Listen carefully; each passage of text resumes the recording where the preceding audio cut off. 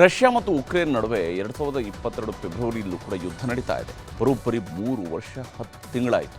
ಆದರೆ ಯುದ್ಧ ನಿಂತಿಲ್ಲ. ಯಾವುದು ಅನ್ನೋದು ಇತ್ಯರ್ಥವೂ ಕೂಡ ಆಗಿಲ್ಲ. ಮೊನ್ನೆ ಉಕ್ರೇನ್ ಮೇಲೆ ರಷ್ಯಾ ಸೇನೆ ದಾಳಿಯನ್ನು ಮಾಡಿತ್ತು.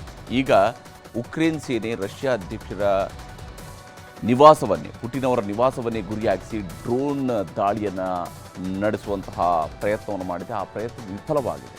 ಈ ಘಟನೆಗೆ ಕಳವಳ ವ್ಯಕ್ತಪಡಿಸಿರುವ ಪ್ರಧಾನಿ ನರೇಂದ್ರ ಮೋದಿಯವರು ಶಾಂತಿ ಸ್ಥಾಪನೆಗೆ ಮನವಿ ಮಾಡಿದ್ದಾರೆ.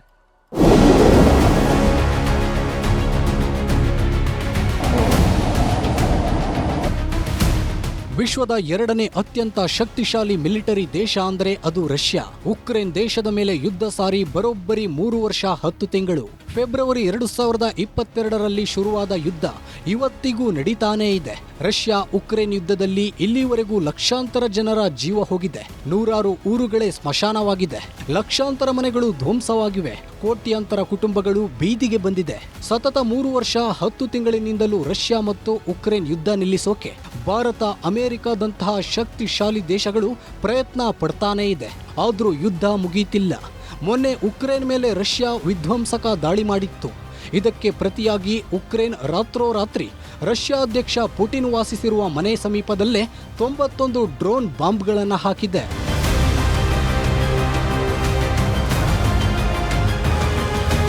ರಷ್ಯಾದ ನೋಗೊರೋಡ್ ಪ್ರಾಂತ್ಯದಲ್ಲಿರುವ ಪುಟಿನ್ ಅವರ ಅಧಿಕೃತ ನಿವಾಸವನ್ನ ಗುರಿಯಾಗಿಸಿ ಉಕ್ರೇನ್ 91 ಡ್ರೋನ್ಗಳನ್ನು ಹಾರಿಸಿದೆ. ಆದರೆ ರಷ್ಯಾ ವಾಯು ರಕ್ಷಣಾ ವ್ಯವಸ್ಥೆ ಎಲ್ಲವನ್ನೂ ಹೊಡೆದುರುಳಿಸಿದೆ ಅಂತ ರಷ್ಯಾದ ವಿದೇಶಾಂಗ ಸಚಿವರು ಹೇಳಿದ್ದಾರೆ. ಅಷ್ಟೇ ಅಲ್ಲ, ರಷ್ಯಾ ಸೇನೆ ಪ್ರತೀಕಾರದ ದಾಳಿ ನಡೆಸೋದು ಶತಸಿದ್ಧ.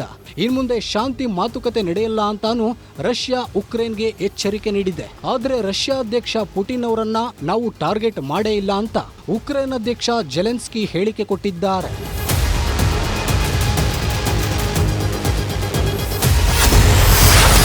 ಪುಟಿನ್ ನಿವಾಸ ಟಾರ್ಗೆಟ್, ಮೋದಿ ಕಳವಳ.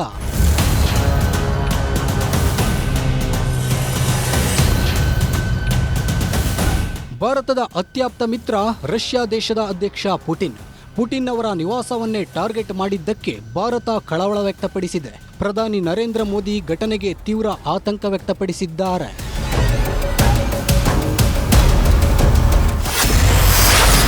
ರಷ್ಯಾದ ಅಧ್ಯಕ್ಷರ ನಿವಾಸವನ್ನ ಗುರಿಯಾಗಿಸಿಕೊಳ್ಳಲಾಗಿದೆ ಎಂಬ ವರದಿಗಳು ತೀವ್ರ ಆತಂಕ ಮೂಡಿಸಿದೆ. ಯುದ್ಧ ನಿಲ್ಲಿಸಲು ರಾಜತಾಂತ್ರಿಕ ಪ್ರಯತ್ನಗಳಾಗ್ತಾ ಇವೆ. ಹಗೆತನವನ್ನ ಕೊನೆಗೊಳಿಸಲು ಮತ್ತು ಶಾಂತಿಯನ್ನ ಸಾಧಿಸುವ ಕೆಲಸಗಳು ಆಗ್ತಾ ಇವೆ. ಈ ಪ್ರಯತ್ನಗಳ ಮೇಲೆ ಗಮನ ಹರಿಸಲು ನಾವು ಸಂಬಂಧಪಟ್ಟ ಎಲ್ಲರನ್ನೂ ಒತ್ತಾಯಿಸುತ್ತೇವೆ. ಹೀಗೆ ರಷ್ಯಾ ಮತ್ತು ಉಕ್ರೇನ್ ದೇಶಗಳು ಶಾಂತಿ ಸ್ಥಾಪನೆಗೆ ಮುಂದಾಗಬೇಕು ಅಂತ ಮೋದಿ ಹೇಳಿದ್ದಾರೆ. ಇದುವರೆಗೂ 2 ದೇಶಗಳ ಮಧ್ಯೆ 10 ರಿಂದ 12 ಸಲ ಶಾಂತಿ ಮಾತುಕತೆಗೆ ಪ್ರಯತ್ನಗಳು ನಡೆದಿವೆ. ಆದರೆ ಯಾವುದೂ ಫಲ ನೀಡಿಲ್ಲ. ಈಗ ಪುಟಿನ್ ನಿವಾಸದವರೆಗೂ ಯುದ್ಧ ಬಂದು ನಿಂತಿದ್ದು ಯಾವ ಹಂತಕ್ಕೆ ಈ ಯುದ್ಧ ಹೋಗುತ್ತೆ ಅನ್ನೋದು ದೊಡ್ಡ ಆತಂಕ. Bureau report, news 18.